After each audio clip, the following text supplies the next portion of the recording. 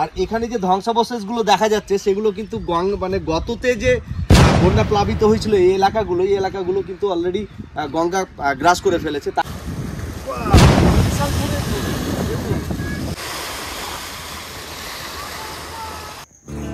প্রিয় বন্ধুরা, আজকে আমি দেখাবো আমার আপনার সকলের প্রিয় জায়গা রতুয়া। রতুয়ার ভৌগোলিক অবস্থান, রতুয়ার জলবায়ু, রতুয়ার জনজীবন, রতুয়ার প্রকৃতি ও আরো নানান তত্ত্ববহুল জিনিস।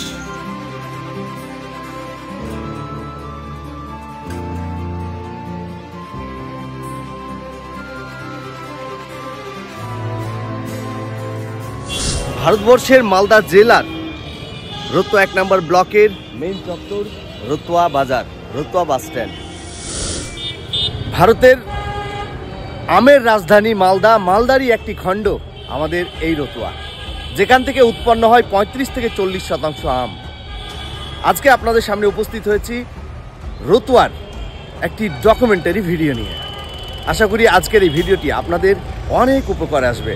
আপনারা অনেক কিছুই এখান থেকে জানতে পারবেন, দেখতে পাবেন এবং বুঝতে পারবেন যে রতুয়াটার লোকেশন কোথায়, রতুয়ার ভৌগোলিক অবস্থান, রতুয়ার জলবায়ু, রতুয়ার প্রকৃতি, রতুয়ার জনজীবন এবং রতুয়ার ঐতিহ্য, রতুয়ায় কী কী রয়েছে, খুঁটিনাটি সব কিছুই। ভারতের পশ্চিমবঙ্গ রাজ্যের মালদা জেলার চাঁচল মহকুমার অন্তর্গত একটি সমষ্টি উন্নয়ন ব্লক রতুয়া 1। মালদা শহর থেকে প্রায় 40 কিমি দূরে অবস্থান করেছে এই রতুয়া 1। রতুয়ার মোট আয়তন 225.17 বর্গ কিমি। 2011 সালের আদমশুমারি অনুযায়ী রতুয়ার জনসংখ্যা 2,75,388 জন, কিন্তু বর্তমানে প্রায় 5 লক্ষেরও বেশি। 2011 সালের সমীক্ষা অনুযায়ী 66.44% মুসলিম, 32.97% হিন্দু এবং 0.11% অন্যান্য জাতির বসবাস। রতুয়া 1 নম্বর ব্লক পঞ্চায়েত সমিতির অধীনে 10টি গ্রাম পঞ্চায়েত অবস্থিত। বিলাইমারি, মহানন্দাটোলা, দেবীপুর, কাহালা, রতুয়া, বাহারাল, ভাদো, শামসি, চাঁদমণি 1 এবং চাঁদমণি 2। এই 10টি অঞ্চলের মধ্যে উল্লেখযোগ্য 2টি বন্যা প্লাবিত অঞ্চল, বিলাইমারি এবং মহানন্দাটোলা। এই 2টি অঞ্চলকে 2 পাশ থেকে ঘিরে রেখেছে 2টি নদী, একাধারে গঙ্গা এবং অন্যধারে ফুলহর। মালদা জেলার রতুয়া 1 নম্বর ব্লক প্রাকৃতিক সৌন্দর্য ও উর্বর জমির জন্য পরিচিত হলেও এখানকার নদীগুলির ভাঙন ও বন্যা স্থানীয় বাসিন্দাদের জীবনে নানাবিধ সংকট সৃষ্টি করেছে। প্রতি বছর হাজার হাজার মানুষ নিজ নিজ বাসস্থান হারায়, নিজ নিজ সম্পদ হারায়। তাহলে আপনারা এখন যাবেন কোথায় ভাবছেন কাকা বা দাদা?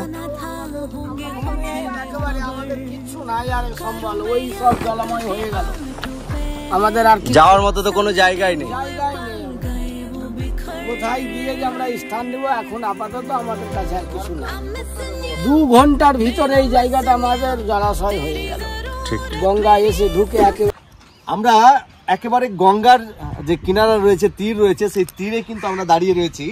আর এখানে যে ধ্বংসাবশেষগুলো দেখা যাচ্ছে সেগুলো কিন্তু মানে গততে যে বন্যা প্লাবিত হয়েছিল এই এলাকাগুলো কিন্তু অলরেডি গঙ্গা গ্রাস করে ফেলেছে। তারই একটা নিদর্শন আমরা এখানে দেখতে পাচ্ছি। এখানকার লোকজন, শয়ে লোকজন কিন্তু চলে গেছে এই জায়গাটা ছেড়ে, কেননা এখানকার যা পরিস্থিতি, প্রতি বছর এখানে এরকমভাবে কিন্তু হাজার হাজার বাড়ি গঙ্গা গ্রাস করে ফেলে।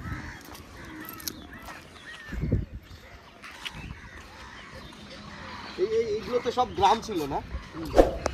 এই গ্রামটার নাম কি এক্স্যাক্টলি? ও আচ্ছা, কান্তুটলা গ্রামটা এখানে ছিল, সম্পূর্ণভাবে চলে গেছে পুরো। আমার সাথে রয়েছে আমাদের প্রিয় অলোকদা। অলোকদা, একটু বলো যে এই যে পরিস্থিতি, এই পরিস্থিতিতে লোকজন যখন বন্যা প্লাবিত হয় বা বাড়িঘর অলরেডি গ্রাস করে বা গঙ্গাতে, তখন কিরকম কি পরিস্থিতি হয় বা এখনকার কি এক্সাক্ট পরিস্থিতি আছে একটু বলো। তুমি তো এখানকারই একদম পার্মানেন্ট রেসিডেন্ট। একদম মানে আমরা তো বিগত 15 বছর ধরে দেখছি, যখন গঙ্গা প্রায় এখান থেকে 19 কিলোমিটার দূরে ছিল। 19 কিলোমিটার? অনেক দূরে ছিল, পাহাড়ের গা ঘেঁষে গঙ্গা ছিল। অনেকের বিঘা বিঘা জমি ছিল, প্রায় 100 বিঘা করে জমি ছিল কিছু কিছু মানুষের। তো গঙ্গা যখন যখন ঠিক পূর্বমুখে যখন গঙ্গার টানটা নিয়েছিল, তখন থেকে গঙ্গা ভাঙনটা শুরু হয়েছিল এবং সেটা ভাঙন কোনো সময় 1.5 কিলোমিটার, কোনো সময় 1 কিলোমিটার ধরে ভাঙতে শুরু করে। আর এই বছরের মধ্যেই গঙ্গা এখন আমাদের এখানে গঙ্গা যখন ভাঙে তখন আপনারা নিশ্চয়ই দেখে থাকবেন টিভিতে যে মানুষ কাতারে কাতারে তার বাড়িঘর গুছাবে না কি করবে, একদিকে বাড়ি গুছাতে যাচ্ছে তো একদিকে ভেঙে পড়ছে। এই সমস্যাগুলো আমরা দেখেছি। রাস্তাঘাট ব্লক হয়ে যায়, বর্ষার সময় রাস্তাঘাটে চলাফেরা করা যায় না, ট্রাক্টরে করে নিজের মাল নিয়ে যাবে না কি করবে, নিজেদের মধ্যে একবারে ছন্নছাড়া অবস্থা হয়ে যায়, চোখে দেখা যায় না।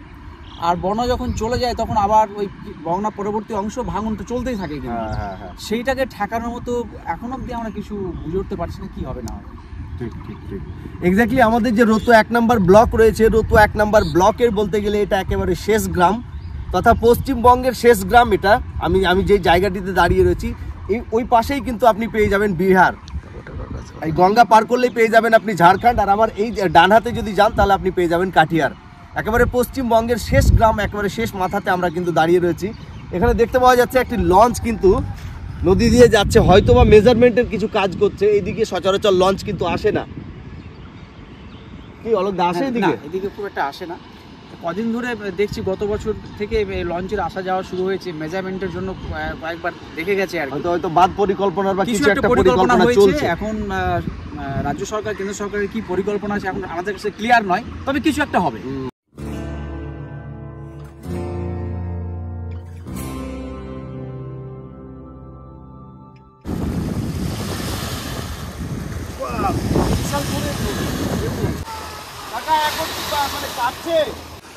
এখানে যদি এক্স্যাক্টলি দেখা যায় তাহলে এই যে মাটিগুলো দেখতে পাচ্ছেন, এই মাটিগুলো কিন্তু কিছুদিনের মধ্যে ধসে পড়ে যাবে, মানে অলরেডি ফাটল ধরে রয়েছে।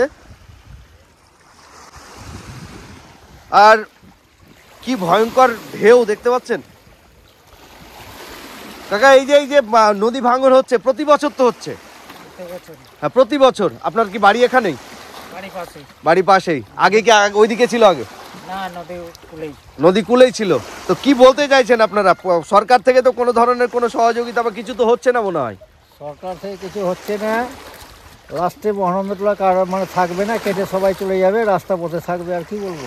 ঠিক ঠিক না, যাদের একটুখানি পয়সা আছে বা যারা আর্থিক দিক থেকে সচ্ছল তারা তো চলে যাচ্ছে দূরে, জায়গা জমি কিনে নিয়ে বাড়ি করে নিচ্ছে, তারা দূরে যাচ্ছে। যাদের গরিব মানুষ তারা কি করবে? হ্যাঁ, তো গরিব মানুষরা কি করে কাটাচ্ছে দিনটা, কিভাবে কাটাচ্ছে? এরকমই যা দেখছেন, যা দেখতে পাওয়া যাচ্ছে প্র্যাকটিক্যালিতে সেটাই। কাঠির বাড়ি, মাটির বাড়ি সব দিয়ে তিরপল ঘেরা। এই গততে যে বন্যা হয়েছিল, যখন এখানে ভাঙন চলছিল অলরেডি, তখন আমি কিন্তু এসেছিলাম, একটা ডকুমেন্টারি একটা ভিডিও করেছিলাম সেই সময়। সেই ভিডিওটার আমি লিঙ্ক আই বাটনে দিয়ে দিচ্ছি, আপনারা কিন্তু সেখান থেকে দেখতে পারবেন। আর এখানকার যে বর্তমান পরিস্থিতি, সেই পরিস্থিতিও কিন্তু ভয়ানক। দেখতেই পাচ্ছেন এদিকে পুরো ফাটল হয়ে মানে উল্টে পড়বে এরকম একটা ভাব নিয়ে কিন্তু দাঁড়িয়ে রয়েছে, মাটিগুলো ফাটল ধরে রয়েছে। কোনো নজরে দিচ্ছে না। যারা মানে ভোটের টাইম আছে, ভোটটা নিয়ে নিছে, নিয়ে চলে বলছে করব, তারপরে ভোট শেষ, ওরা ভুলে গেল। এমপি বলেন, এমএলএ বলেন, একই অবস্থা সবারই একই অবস্থা। মানে খুব কষ্টে মহানন্দটোলা দিয়ারাবাসী খুব কষ্টে বাস করছে। ঠিক ঠিক ঠিক, থ্যাংক ইউ। এই যে এটা যদি যখনই কেটে যাবে, বাড়ি ঘর যে কোথায় যাবে, কোথায় থাকবে, তার কোনো অস্তিত্ব নেই। সে তো বোঝাই যাচ্ছে, কোনো কিছুই না। ঠিক, থ্যাংক ইউ কাকা। ঠিক আছে।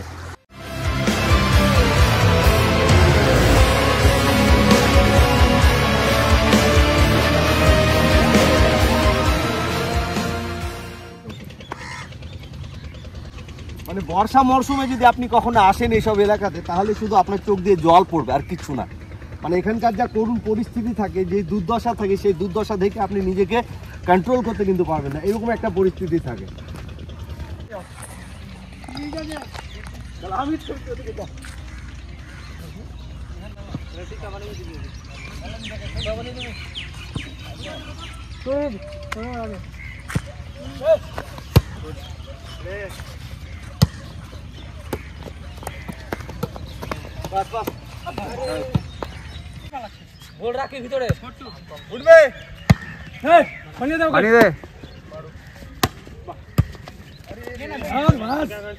অ্যাকচুয়ালি আমরা যেই কাজে এসেছিলাম, যে ভিডিও করতে এসেছিলাম, সেই ভিডিওর মাঝে কিন্তু আমরা একটুখানি খেলাধুলা করে ফেললাম। এখানে 7-8 জন ভাই, 10 জন ভাই কিন্তু রয়েছে। আমরা বেসিক্যালি এসেছি গঙ্গা নিয়ে একটা ডকুমেন্টারি ভিডিও করছি, ঠিক আছে? তো এই যে তোমার বাড়িতে এখানেই, তো এই যে গঙ্গা ভাঙনে কি বলতে চাইছো তুমি? প্রতি বছর যে হাজার হাজার মানুষ নিজস্ব বাড়িঘর হারিয়ে ফেলছে। এই নিয়ে তোমার মতামতটা কি? গঙ্গা ভাঙন হচ্ছে মানে কেউ কোনো সরকার অ্যাকশন নিচ্ছে না। মানে এবারও হয়তো গঙ্গাতে আমরা চলে যেতে পারি, আমাদের বাড়িঘর থাকবে না এবার। তুমি এমনি কি কাজ করো? আমি পড়াশোনা করি। পড়াশোনা করি, কোন ক্লাসে? এবার আমি গ্রাজুয়েট কমপ্লিট হলো।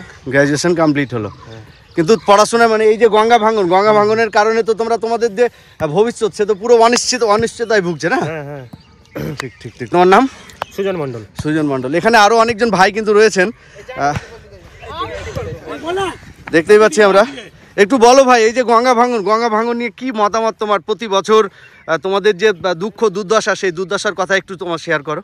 মতামত বলতে জমি জায়গা কেটে গেল, এখন আর সেরকম কিছু নাই। গ্রামের ছেলেগুলো বাইরে চলে গেল, গ্রামে কোনো কাজ নাই, তার জন্য বাইরে চলে গেল। এখন যেরকম আমরা খেলছি, কম প্লেয়ারে খেলতে হচ্ছে, যেহেতু প্লেয়ার সব বাইরে চলে গেছে খেলা কামাবার জন্য।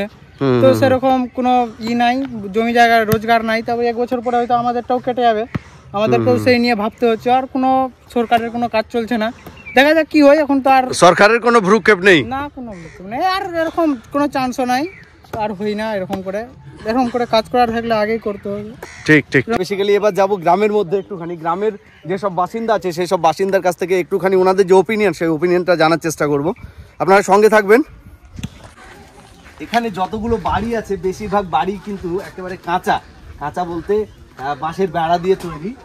তার পেছনে কিন্তু একটা সলিড একটা রিজন রয়েছে। সেই রিজনটা হচ্ছে এই যে গঙ্গা কিন্তু ভাঙনের কারণে তাড়াহুড়ো করে সব কিছু গুছিয়ে এখান থেকে পালাতে হবে অন্য কোথাও। সেই কারণেই কিন্তু এই যে বাড়িগুলো কিন্তু এই কাঁচা অবস্থায় একেবারে বাঁশের তৈরি বাড়ি। একটু এখানে এই বাড়িতে কইও দাদা আছেন, একটু আসেন না।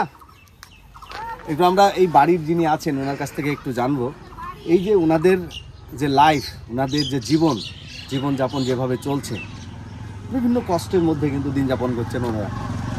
ওনার ব্যক্তিগত ওপিনিয়নটা কি আমরা একটু জানাবো।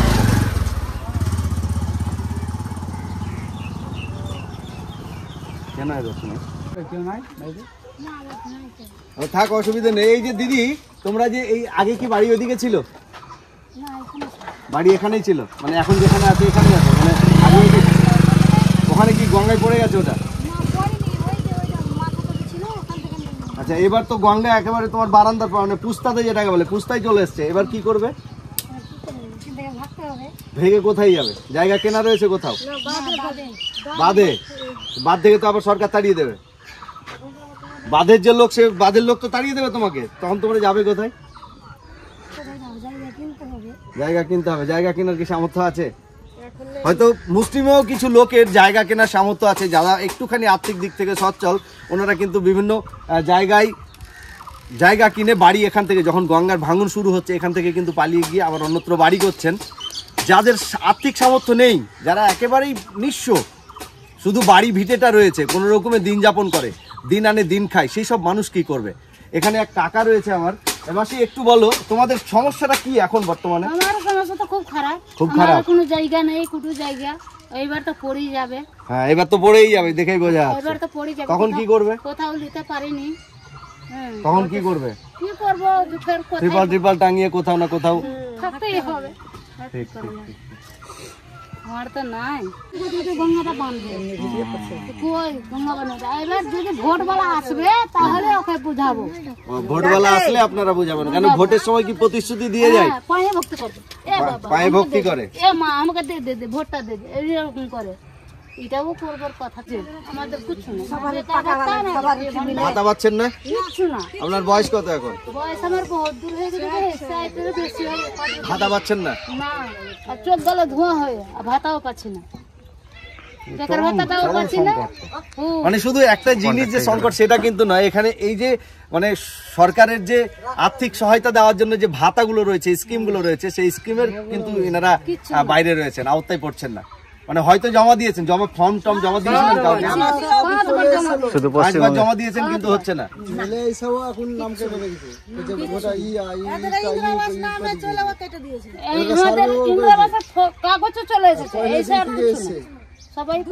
তোমরা দিদিকে বলো নাম্বারে কল করে না। আমাদের যে মানব দরদি মুখ্যমন্ত্রী পশ্চিমবঙ্গের জননেত্রী যেটা আমাদের বলা হচ্ছে, সেই জননেত্রীর একটা নাম্বার রয়েছে, মুখ্যমন্ত্রী মমতা বন্দ্যোপাধ্যায় যে টোল ফ্রি নাম্বার, সেই নাম্বারে ফোন করলে তো আপনার বাড়ি ব্লক থেকে এসে যোগাযোগ করবে। ফোন করেছেন, কি রেসপন্স পাচ্ছেন? আমরা দিল্লি থেকে ফোন করেছি, দিল্লি থেকে বলেছেন যে এরকম সমস্যা, কোনো উত্তর পাওয়া যাচ্ছে না। ফোনই যাচ্ছে না তো কি উত্তর দেবে? ঠিক আছে, দেখি একটু সামনে যাই। ভালো থাকেন, ভগবান যেন আপনাদেরকে ভালো রাখে, এটুকুই চাইবো। যে কোনো রাশি ভালো, তাছাড়া তো আর করার কিছু নেই, আমাদের মতো সাধারণ লোক তার আমরা কিছুই করতে পারবো না। সত্যি এখানে আসার পরে একটা জিনিস খুব ভালোভাবে উপলব্ধি করতে পারছি যে এই যে এখানকার মানুষজন, সেই মানুষজন কতটা মিশুক বা কতটা ভালো মনের, সেটা আপনি সচক্ষে না এসে না মিশলে কিন্তু আপনি বুঝতে পারবেন না। একটা জিনিস যেটা বাড়ি নেই, মানুষের বাড়ি নেই, একেবারে নিঃস্ব অবস্থায় কোন রকমের দিন যাপন করছেন। এখানে ছোট ছোট বাচ্চা আছে দেখতে পাওয়া যাচ্ছে। কিছু তোমার নাম কি? ওলে বাবা রে, কি তোমার নাম? তিথি মন্ডল। বয়স কত হলে? এখানে পাশে আমরা যে জায়গাটিতে রয়েছি, পাশে আমাদের রোতো 1 নম্বর ব্লকের অন্তর্গত রোতো নতুন চক্রের একটি বিদ্যালয় রয়েছে, প্রাথমিক বিদ্যালয়, মুনিরামটোলা সিএস প্রাথমিক বিদ্যালয়। অলরেডি গততে আমাদের এখানে জঞ্জালিটোলা প্রাথমিক বিদ্যালয় ছিল, সেই জঞ্জালিটোলা প্রাথমিক বিদ্যালয় কিন্তু গঙ্গা গর্ভে অলরেডি চলে গেছে, সেটা স্থানান্তরিত হয়ে অন্য একটি জায়গাতে এখন বর্তমানে রানিং চলছে। এই যে স্কুলের পরিস্থিতি, এই সামনে যে বর্ষা আসছে, বর্ষার মরশুমে কিন্তু প্লাবিত হয় বেশিরভাগ এই জায়গাগুলো। এই বর্ষার সময় কিন্তু হয়তো এই স্কুলও চলে যাবে, তার কোনো নিশ্চয়তা নেই। আচ্ছা, আমরা এক দাদাকে পেয়েছি এখানে, কান্তুতলারই কিন্তু অধিবাসী, উনি এখানে বসবাস করেন। আচ্ছা, আপনার তো বাড়ি প্রায় নিশ্চিন্ন হয়ে গেছে বোধহয়, আপনার বাড়ি পড়ে গেছে, তো এখন থাকছেন কোথায়? ওটা কি জায়গাটা আপনার? অন্যের জায়গাতে আপনি বর্তমানে বসবাস করছেন। অন্য জায়গায় জায়গা কেনার মতো ক্ষমতা হয়তো নেই, জমি জায়গাও নেই, যা ছিল সব চলে গেছে নিয়ে। তাহলে এখন ছেলে মেয়ে কটা আপনার? একটা মেয়ে নাই। কিভাবে দিন যাপন করবেন? তাহলে কি ভাবছেন? সারা জীবন তো ওর জায়গাতে থাকতে দেবেন আপনাকে?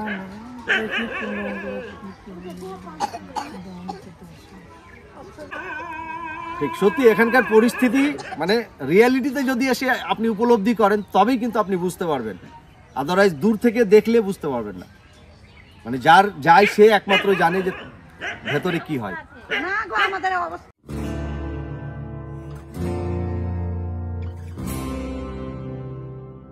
তো 1 নম্বর ব্লকের অন্তর্গত আমাদের এই নাককাট্টি ব্যারেজ, প্রায় দীর্ঘ 1.5 কিমি বিস্তৃত এই ব্যারেজ, যেই ব্যারেজ সংযোগ স্থাপন করেছে তো ব্লকের দুটি অঞ্চলকে রতুয়ার সাথে, বিলাইমারি এবং মহানন্দাটোলা। আর ফুলহর নদীর উপর স্থাপিত এই ব্যারেজ ভরা মরশুমে, বর্ষা মরশুমের সময় এই যে নদী দেখতে পাচ্ছেন, এই নদী পুরো জলে ভরে যায়। ইভেন এলাকায় যত এলাকা রয়েছে বেশিরভাগ এলাকা কিন্তু প্লাবিত হয়ে পড়ে। ফুলহর নদী বিহারের কিষানগঞ্জ থেকে লক্ষ্মীমারা অঞ্চলে মহানন্দা নদী থেকে পৃথক হয়ে দক্ষিণমুখী প্রবাহিত হয়। এরপর এটি বিহারের কাঠিয়ার জেলা অতিক্রম করে পশ্চিমবঙ্গের মালদা জেলার রতুয়া 1 ব্লকে প্রবেশ করে। রতুয়া 1 নম্বর ব্লক পেরিয়ে ফুলহর নদী ভুতনি অঞ্চলের কাছে গঙ্গায় মিলিত হয়। রতুয়া 1 ব্লকের নদী ভাঙ্গন ও বন্যা সংকট কেবল একটি প্রাকৃতিক দুর্যোগ নয়, এটি মানুষের জীবনের একটি অংশ হয়ে দাঁড়িয়েছে। রতুয়া 1 নম্বর ব্লকের মধ্যে একটি থানা এবং 2টি পুলিশ ফাঁড়ি অবস্থিত। রতুয়া থানা, মহানন্দাটোলা পুলিশ ফাঁড়ি এবং শামসি পুলিশ ফাঁড়ি। রতুয়া 1 নম্বর ব্লকের অন্তর্গত 3টি হাসপাতাল ব্যবস্থা বা চিকিৎসা ব্যবস্থা রয়েছে। রতুয়া গ্রামীণ হাসপাতাল, মহানন্দাটোলা গ্রামীণ হাসপাতাল এবং শামসি গ্রামীণ হাসপাতাল।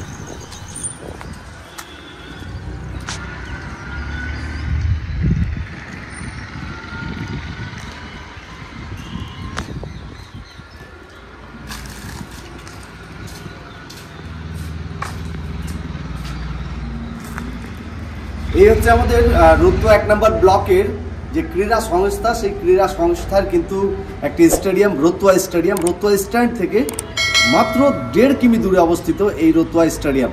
রতুয়া থেকে ভালুকা যাওয়ার রাস্তায় যে রয়েছে সেই রাস্তায় পড়ে। রতুয়া স্টেডিয়াম উদ্বোধন করেছিলেন মাননীয় মন্ত্রী শ্রী সুভাষ চক্রবর্তী, ক্রীড়া, যুব কল্যাণ ও পরিবহন দপ্তর, পশ্চিমবঙ্গ সরকারের। সভাপতি ছিলেন সেই সময়ে মাননীয় মন্ত্রী শ্রী শৈলেন সরকার, পর্ষদীয় ও পরিবেশ দপ্তর মন্ত্রী, পশ্চিমবঙ্গ সরকার। প্রধান অতিথি হিসেবে উপস্থিত ছিলেন সেই সময়ে আব্দুল সাত্তার, সংখ্যালঘু বিষয়ক ও মাদ্রাসা শিক্ষা দপ্তর পশ্চিমবঙ্গ শুভ উদ্বোধন হয়েছিল এই স্টেডিয়ামে 21শে জুন 2008 সালে। স্টেডিয়ামে বিভিন্ন ধরনের খেলা, ফুটবল, ক্রিকেট, ভলিবল, বিভিন্ন ধরনের খেলা কিন্তু অনুষ্ঠিত হয়ে থাকে এই রতুয়া স্টেডিয়ামে।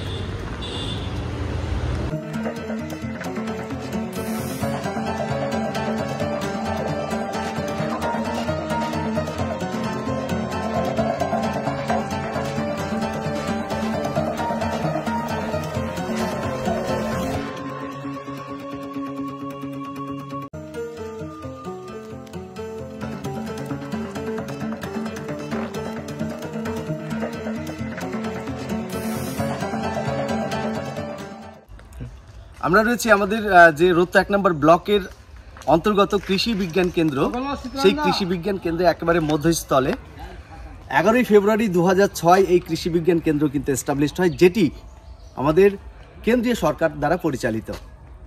এটা হচ্ছে ডেমনস্ট্রেশন স্লট 1, মানে আমরা যে বিভিন্ন সায়েন্টিফিক্যালি যেগুলো আমরা গবেষণা করে দেখি। তো এটা কোন লিচুর গাছ? এটা গুঠি হল। গুঠি, মানে এর ফলন কেমন হয়? ভালো হয়, কিন্তু পাকবে বড় হয়। এইবার বড় জ্যৈষ্ঠের আগেই পেকে যাবে। গুঠি বড় হবে, জ্যৈষ্ঠ মাসের আগেই পেকে যায় না? মেলা ধরিয়ে দিবে। আচ্ছা, এই যে কৃষি বিজ্ঞান কেন্দ্রটা, এই কৃষি বিজ্ঞান কেন্দ্রটা কতটা জায়গা নিয়ে আছে? 75 বিঘা। টোটাল 75 বিঘা জায়গার উপরে এই কৃষি বিজ্ঞান কেন্দ্রটা আছে। আপনাদের বাড়ি কোথায়? এখানেই বাড়ি। আমরা একজন আধিকারিক স্যারের কাছ থেকে কিন্তু এখানকার মোটামুটি খুঁটিনাটি একটুখানি হলেও আমরা জানতে পারলাম। আর আপনারা এই কৃষি বিজ্ঞান কেন্দ্রে কখনো ভিজিট করেছেন কিনা সেটা বলতে পারছি না। যদি ভিজিট না করে থাকেন তাহলে অবশ্যই একবার ভিজিট করুন। ভিজিট করে দেখুন যে এখানে কি এক্স্যাক্টলি রিসার্চ হয় বা কি জিনিস নিয়ে গবেষণা হয়। রতুয়া 1 ব্লকের মানুষের জনজীবন মূলত কৃষি নির্ভর। এই অঞ্চলের বেশিরভাগ মানুষ কৃষিকাজ, শ্রমিকের কাজ, ক্ষুদ্র ব্যবসা এবং কিছু সরকারি ও কিছু বেসরকারি কাজের সঙ্গে যুক্ত। এখানকার বেশিরভাগ মানুষই কৃষি নির্ভর। ধান, গম, পাট, ভুট্টা, সর্ষে এবং আম চাষ গুরুত্বপূর্ণ ভূমিকা পালন করে। মালদা জেলা ভারতের আমের রাজধানী হিসেবে পরিচিত। মালদা জেলার আম উৎপাদনে রতুয়া 1 নম্বর ব্লক উল্লেখযোগ্য ভূমিকা পালন করে। মালদা জেলার মোট আম উৎপাদনের 35 থেকে 40% আম উৎপন্ন হয় আমাদের এই রতুয়াতেই। এছাড়াও কিছু মানুষ মৎস্য চাষ ও দুগ্ধ চাষ উৎপাদনের সঙ্গে যুক্ত। রতুয়া 1 নম্বর ব্লক শিক্ষার দিক থেকে বর্তমানে ভালোই এগিয়ে। 2011 সালের জনগণনা অনুযায়ী সাক্ষরতার হার 53.15%, যেখানে পুরুষ 53.64% এবং মহিলা 46.44%। শিক্ষা উন্নত করার জন্য সরকারি 121টি প্রাথমিক বিদ্যালয়, 36টি জুনিয়র সহ উচ্চ বিদ্যালয় রয়েছে। তাছাড়াও প্রচুর বেসরকারি শিক্ষা প্রতিষ্ঠান অবস্থিত। রতুয়া 1 নম্বর ব্লকে উল্লেখযোগ্য জায়গা এবং জিনিস হল নাকাটি ব্যারেজ, শামসি হাট, রতুয়া স্টেডিয়াম, রতুয়া কৃষি বিজ্ঞান কেন্দ্র।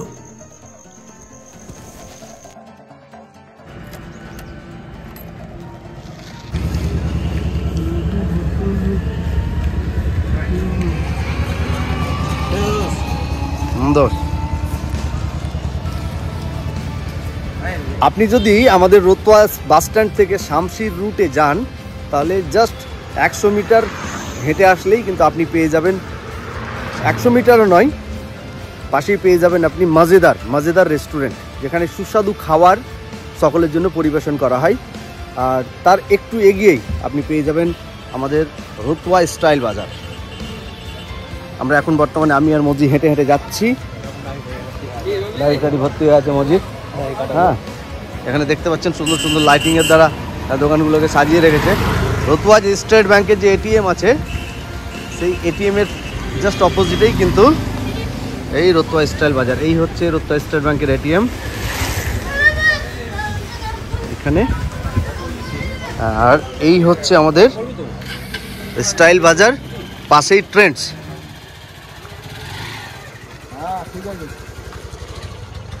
পাশেই ট্রেন্ডস, এই স্টাইল বাজার। আর রাইট পাশে লেফটে আপনার হচ্ছে রিলায়েন্সের যে ট্রেন্ডস রয়েছে, ট্রেন্ডস।